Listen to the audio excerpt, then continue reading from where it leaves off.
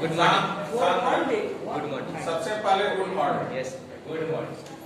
आज क्लास 10 का पहला lesson a letter to God, a letter to God यानी भगवान के नाम पर। इसको हम लोग आज, इस कहानी को हम लोग आज समझने का और समझाने का प्रयास करेंगे। इस स्टोरी को लिखने वाले जो राइटर हैं उनका नाम है जी.एल. ट्वेंटिस। ये मैक्सिकन राइटर है। मैक्सिको एक देश है यूरोप महादेश में, और इस कहानी में ये समझाने का प्रयास किया गया है कि जो फेथ है, जो विश्वास है, विश्वास जो है वो माउंटेन से भी ज्यादा पावरफुल होता है। इसमें लिखा भी हुआ है कि फेथ कैन मूव माउंटेन्स, यानी विश्वास से माउंटेन को भी मूव कराया जा सकता है। यानी अगर पर्वत को हिलाने डुलाने का काम अगर कोई कर सकता है तो वो इसमें मुख्यतः कैरेक्टर जो है वो लेंचो है, एकमात्र कैरेक्टर। हल्ला नहीं करो, हल्ला नहीं, अरे हल्ला नहीं करो। इस कहानी में एकमात्र कैरेक्टर, मेन कैरेक्टर जो है उनका नाम है लेंचो। लेंचो बहुत सब ऐसे लोग हैं जो लेंचो को लेंको भी पढ़ते हैं, लेकिन लेंचो ही पढ़ा जाएगा, LENCHO लेंचो। ये कौन सा देश का कहानी है? मैक्सिको। मैक्सिको का करेंसी जो है, जैसे इंडिया में हम लोग करेंसी रुपीज को मानते हैं, उसी तरह से मैक्सिको का करेंसी का यहाँ चर्चा है। इसका नाम है पीसोस। पीसोस ये करेंसी है, याद रखना, ये करेंसी का नाम है पीसोस। जैसे इंडिया में रूपी को हम लोग मानते हैं। मेन कैरेक्टर क्या है? लेंचो है। और भी कैरेक्टर है, पोस्ट मास्टर है, पोस्टमैन है। लेंचो का जो घर है वो एक वैली है, वैली का क्रेस्ट में है। वैली मतलब घाटी, वैली का क्रेस्ट, CREST, क्रेस्ट मतलब चोटी होता है, क्रेस्ट मतलब चोटी होता है, मतलब ऊंचाई पर है। और एक घर है, only one house, only one house है इंटायर वैली में, उसी का घर है लेंचो का। लेंचो अगर अपने घर के बाहर खड़ा हो जाता है तो सामने में जितना भी खेत है, खलियान है, बाड़ी है, सारा चीज वहीं से वो देख सकता है। ऊंचाई पर घर है, लिखा है क्रेस्ट ऑफ ए लो हिल, ज्यादा ऊंचाई पर नहीं है लेकिन ऊंचाई पर है। और वहीं से खड़ा होकर वो संपूर्ण अपना खेत खलियान को देख सकता है। फसल लगाया हुआ है। हम लोग शुरू से ये जानते हैं कि किसान क्या होता है? गरीब होता है। तुम लोग शुरू से ये पढ़ते आ रहे होंगे या पढ़ते रहे, हम लोग पढ़ाते रहे हैं। You have been reading, I have been teaching। कि एक गरीब किसान था। किसान को हम लोग कभी भी किताब में अमीर किसान का चर्चा हम लोग पढ़े भी नहीं है, ना पढ़ाए। लेकिन आज का समय बदल गया है, आज किसान अमीर हैं। अगर इंडियन कॉन्टेक्स्ट में अगर यदि हम देखें तो हरियाणा और पंजाब के किसान को क्या बोलेंगे? गरीब बोलेंगे क्या? नहीं बोलेंगे, अमीर किसान हो चुके हैं। लेकिन यहाँ चर्चा है एक गरीब किसान जिसका नाम है लेंचो। फसल लगाया हुआ है और फूल, उसमें फल, जो फसल लगना चाहिए बहुत ही अच्छा है और वह खुश है, लेंचो खुश है कि इस बार जो है फसल बहुत ही अच्छा होगा और अपनी आवश्यकताओं को हम इससे पूरा कर पाएंगे।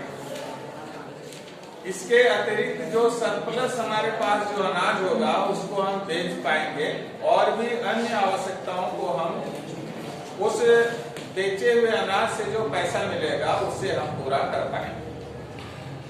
लेकिन जैसा कि हम लोग जानते हैं कि हम लोग बचपन में ये पढ़े थे कि भारतीय किसान मानसून के साथ जुआ खेलता है। ये लाइन हम लोगों ने पढ़ा कि भारतीय किसान मानसून के साथ क्या करता है? जुआ खेलता है। कहने का मतलब ये हो गया कि जो कृषि प्रणाली है, जो कृषि व्यवस्था है, वो मानसून पर डिपेंड है। वही हालत वहां भी है, वहां भी था कि फसल तो लगाया लेकिन पूरा फसल होगा या नहीं होगा ये मानसून पर डिपेंड था। पानी का अभाव हो गया खेत में, खेत सूख गया, पानी का पुरजोर आवश्यकता कि पानी अगर नहीं पड़ेगा तो फसल नहीं होगा, फसल बर्बाद हो जाएगा और वही स्थिति वहां भी रहा। तो जब पानी नहीं पड़ने लगा तो लेंचो जो किसान है वो भगवान से प्रार्थना किया कि हे भगवान पानी पड़ाओ। जैसे हम लोग भगवान इंद्र से या वरुण देवता से हम लोग प्रार्थना करते हैं कि हे भगवान पानी निश्चित तौर पर पड़वाइए, नहीं तो मेरा खेत में अनाज नहीं होगा। यानी इतना बड़ा फेक रहता हम लोग क्योंकि भगवान ही पानी पड़ाएंगे।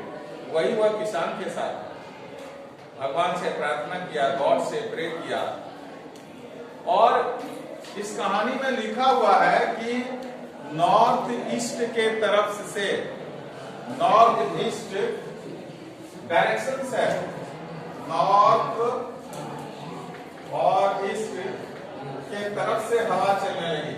नॉर्थ यानी उत्तर और ईस्ट मतलब पूरब।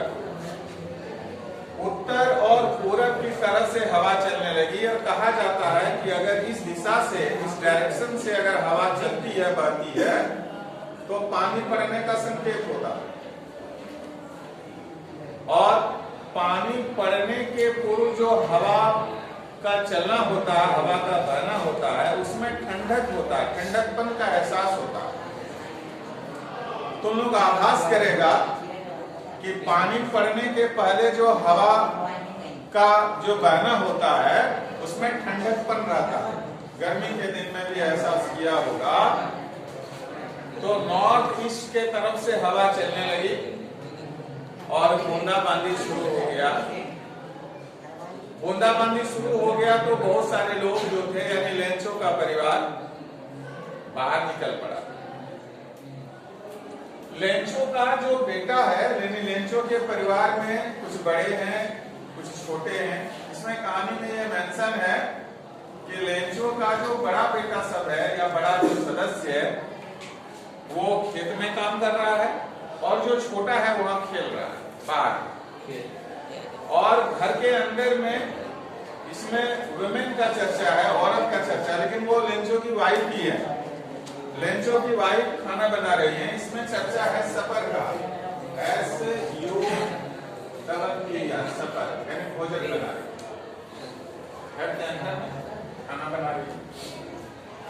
बच्चे खेल रहे हैं, बड़ा खेत में काम कर रहा है। उसी समय नॉर्थ ईस्ट के तरफ से हवा चलती है, बूंदाबांदी शुरू हो जाता है। लेंचो बाहर निकल पड़ता है। किस लिए? कि गर्मी से राहत पाने के लिए बारिश में भीगना चाहता है। हर कोई गर्मी से निजात पाने के लिए जब बारिश होती है तो बारिश के बूंद को अपने शरीर में वो लेना चाहता, ऐसा ठंडकपन कब चाहता, वही हुआ। जब थोड़ा बहुत पानी पड़ने लगा तो उस समय प्रेडिक्शन किया कि ये जो बड़ी बड़ी जो बूंद हैं, वो बूंद को 10 सेंट्स का चर्चा किया गया। यहाँ सेंट जो है करेंसी ही है, ये बिग करेंसी है पीसस, ये छोटा इकाई है, जिसको पैसा बोलिए हम लोग यहाँ, इसको रुपया बोलिए पीसस को, और इसको क्या बोलिए, पैसा बोलिए। 1 पैसा 2 पैसा पहले यहाँ पे चलता था ना, 5 पैसा 10 पैसा। तो बड़ा बूंद को क्या कहा गया, 10 सेंट यानी रुपया से तुलना किया गया। आज छोटा को यानी बिग ड्रॉप को कितना कहा गया, 10 सेंट्स, और स्मॉल वन को 5 सेंट।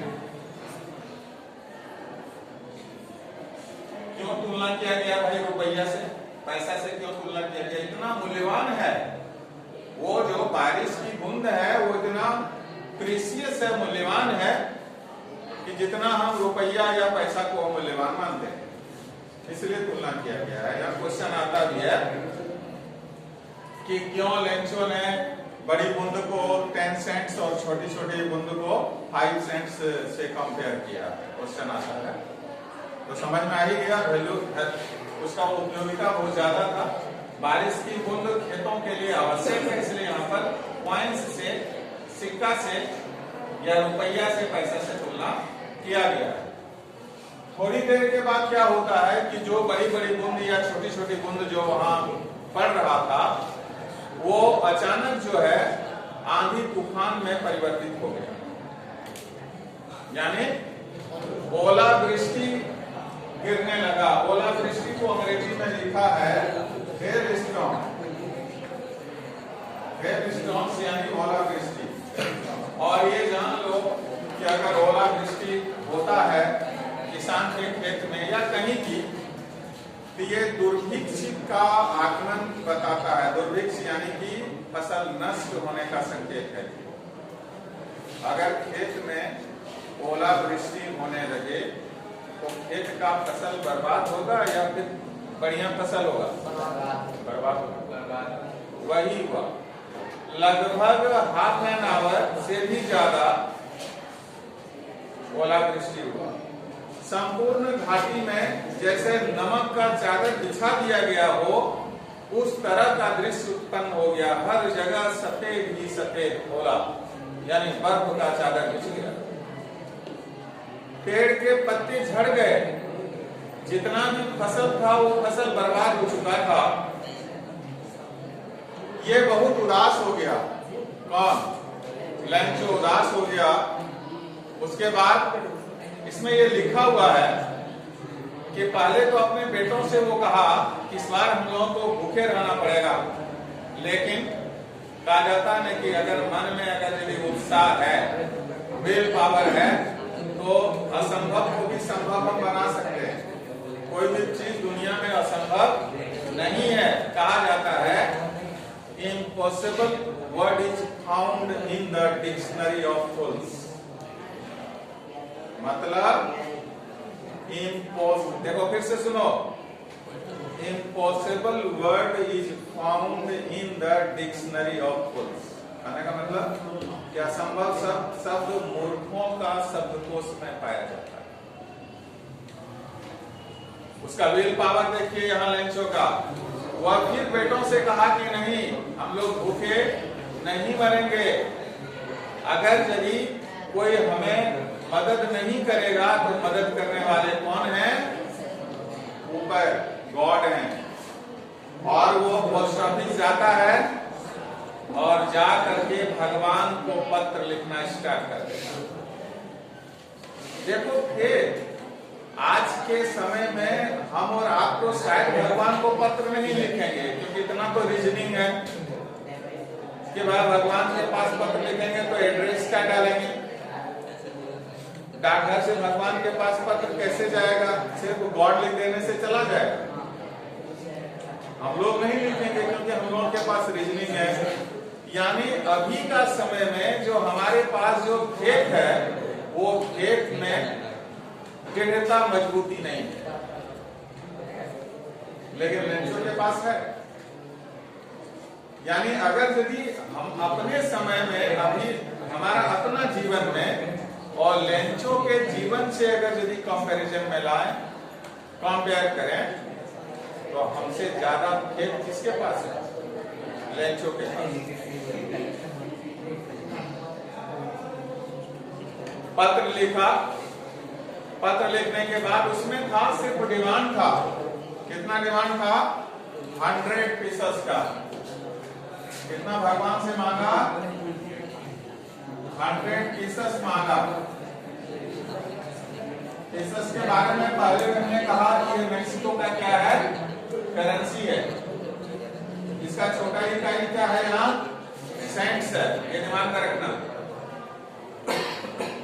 समझ में आ रहा है ना? 100 पीसेस मांगा। फिर वो डाकघर में स्टाम्प लिया। स्टाम्प मतलब टिकट लिया। आप लोगों को याद है कि अगर यदि एनवेलप में आप पत्र लिखते हैं, कोई पत्र लिख करके एनवेलप में डालते हैं, तो डाकघर में मेल बॉक्स में डालने के पहले उसमें स्टाम्प चिपकाया जाता है। याद है ना? Do you know sticking stamp is essential for all envelopes to post the letters for different places where you like to post, where you like to send it. वही उसने किया अल्लाह ने। दर्शनों, स्टाम्प लिया। स्टाम्प को कैसे चिपकाया? हम लोग अभी गम का प्रयोग करते हैं। डाकघर में जाने के बाद गम फ्री में मिल जाता है। वहां टिकट को लिया, गम लगाया, फिर उसमें पेस्ट कर दिया, थोड़ा सा उंगली से ही दबा दिया, चिपक जाएगा। लेकिन उसने क्या किया? देखना, एक यहाँ बड़ा अच्छा लाइन लिखा हुआ, टिकट लेने के बाद उसको कोई गम का आवश्यकता नहीं है, ऑलरेडी उसमें थोड़ा सा गम पहले से रहता है उसमें टिकट। और जीभ से लीकिंग किया, टंग से लीकिंग किया और उसमें चिपका मुट्ठी से जोर से मारा। इसमें एक वर्ड है लीकिंग, लीकिंग है। और फिस्ट है भाई, ऐसे फिस्ट में, अरे फिस्ट मतलब मुट्ठी होता है। हल्ला नहीं करो, तुम्हारे लिए अच्छा पढ़ा रहा हूँ, देखो ना बढ़िया से समझ में आ जाएगा ना। कहानी समझोगे तभी बढ़िया रहेगा। फिस्ट मतलब क्या होता है? मुट्ठी से उस पर जोर से वो मारा ताकि वो चिपक जाए। मेल बॉक्स में डाल दिया। मेल बॉक्स समझ रहा है ना? वो रेड कलर का जो होता है, जिसमें मुंह होता है, उसमें डालने का है ना, उसमें वो डाल दिया। जब वो लेटर को मेल बॉक्स से पोस्टमैन ने निकाला, पोस्टमैन निकाला और अलग अलग जाकर के उसको अलग अलग एरिया के हिसाब से उसका छटनी होता है, छाटा जाता है। छटनी उसी को बोलते हैं। और जब उस लेटर को पोस्टमैन ने देखा कि सिर्फ एड्रेस के तौर पर उसमें गॉड लिखा हुआ था, जीवन में जितना दिन वो जॉब किया था उस जॉब में इस तरह का एड्रेस पहली बार वो देखा। First time such type of address was found by the postman. उसके जीवन में इस तरह का एड्रेस कभी मिला ही नहीं था। और वह जाके पोस्टमास्टर साहब को वह पत्र दिखाया कि देखिए ये पत्र कहाँ जाएगा, किस एरिया में डालें, किस एरिया में जाके दें। उसके बाद उस पत्र को निकाला गया। पत्र में लिखा हुआ था 100 पीसेस का डिमांड वो भगवान से किया, कि मैंने भगवान से 100 पीसेस मांगा था। पहले तो देखो पोस्टमास्टर के बारे में यहाँ लिखा हुआ कि बहुत ही एमिएबल पर्सन है, वो हंसमुख मिजाज के हैं, लेकिन वो गंभीर हो गए, सीरियस हो गए। वो भी इस तरह का पत्र अपने जीवन में कभी नहीं देखा था।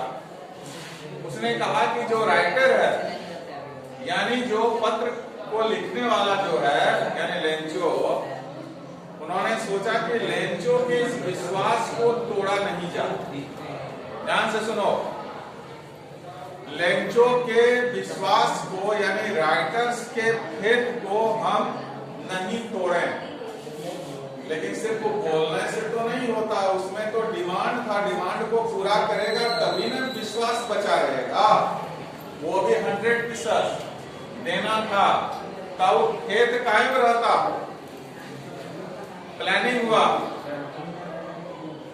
कि आपस में हम लोग जितने काम करने वाले लोग हैं यहाँ पर पोस्ट ऑफिस के अंदर,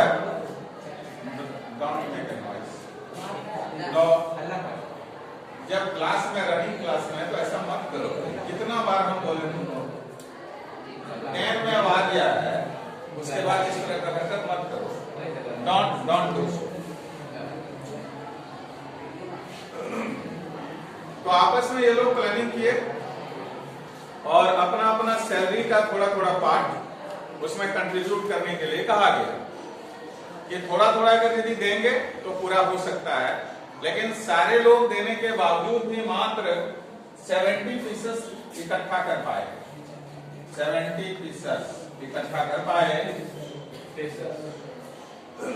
और उतना 70% को इकट्ठा करने के बाद फिर एनवेलप में डाला, टू लेंचो लिखा, फिर मेल बॉक्स में डाल दिया।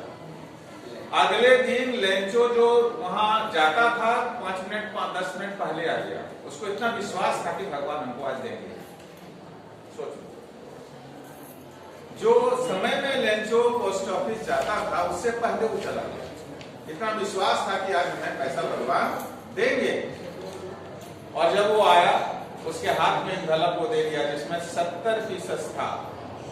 वो पत्र को ओपन किया और काउंट किया पैसा, 70% ही मिला, 30% कम था। वो क्रोध से उसका चेहरा लाल हो गया, क्रोधित हो गया और वो कहा ये हो नहीं सकता है कि जो भगवान से हमने प्रार्थना किया वह प्रार्थना स्वीकार नहीं होगा, यह असंभव है। उसने कहा कि निश्चित तौर पर ये 30% ये लोग चुरा लिया। समझ गए? फिर वो राइटिंग टेबल के पास जाता है, पेन और पेपर लेता है और फिर दोबारा पत्र लिखता है और उस पत्र में ये मेंशन करता है कि इस बार जो भगवान हम जान रहे हैं कि आप पैसा 100 भेजे हैं, लेकिन ये लोग जो है मात्र हमको 70% ही दिया है। क्या दिए हैं? रेस्ट अमाउंट जो 30% है वो आप डाकघर के द्वारा